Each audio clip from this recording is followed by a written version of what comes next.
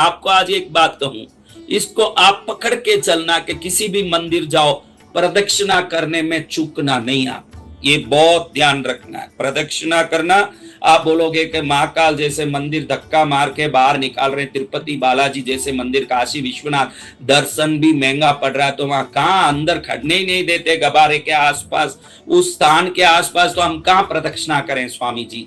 भैया मैं आपको कह देता हूं, अगर उस मूल स्थान को प्रदक्षिणा करने नहीं दे रहे हैं, बहुत जनसंख्या युक्त स्थान है, तो आप बाहर के जो पूर्ण मंदिर कोई प्रदक्षिणा करो, जहां कोई पूछना वाला नहीं है, बहुत बड़ा कैंपस है, कहीं भी प्रदक्षिणा करो। वहां से निकलने वाली ऊर्जा की प्रदक्षिणा का जो रहस्य है हमारे प्राचीन भारत में बनाया, ऐसा वर्ल्ड में कोई मस्जिद की प्रदक्षिणा नहीं करता महाराज, कोई चर्च की प्रदक्षिणा नहीं करता महाराज। ज्यूस लोग, दुनिया के कोई भी अन्य लोग, इस दुनिया में पारसी हैं, ज्यूस हैं, हजारों प्रकार के धर्म बताए गए हैं, लेकिन सनातन धर्म में मंदिर की प्रदक्षिणा बताई गई है। आप ध्यान रखना, ये बहुत बड़ा रहस्य है कि जब मंदिर की प्रदक्षिणा करते हो तो आप क्लॉकवाइज करते हो, जैसे घड़ी का कांटा घूम रहा है उसी तरफ घूमते हो। कभी आपने सोचा नहीं होगा कि जब भी आप वो 3 प्रदक्षिणा करते हो, पूर्ण रूप से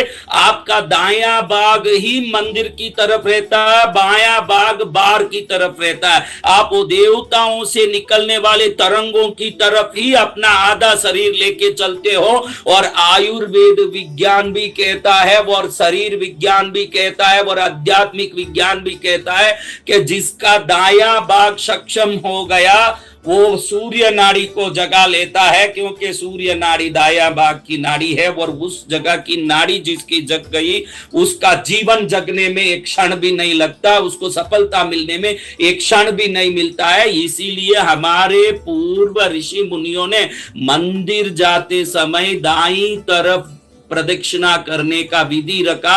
आप क्लॉकवाइज 3 टाइम ऐसे राउंड लगाते हो तो बराबर तीनों बार आप ऐसे चक्कर मार के उस दाएं भाग की ओर से शरीर को ले जाते हो।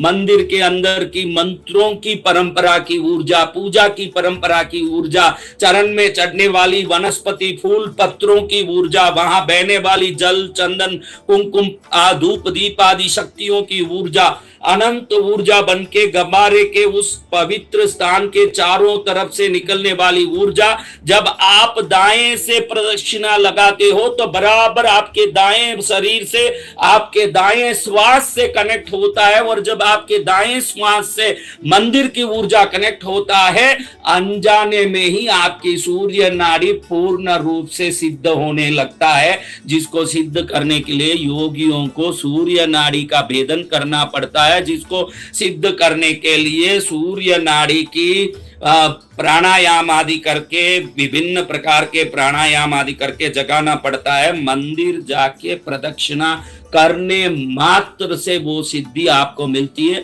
आज से विश्व में किसी भी मंदिर में आप जाओ, जिस मंदिर में आप माथा टेक रहे हो, उस मंदिर में निश्चित रूप से आपको प्रदक्षिणा करनी चाहिए।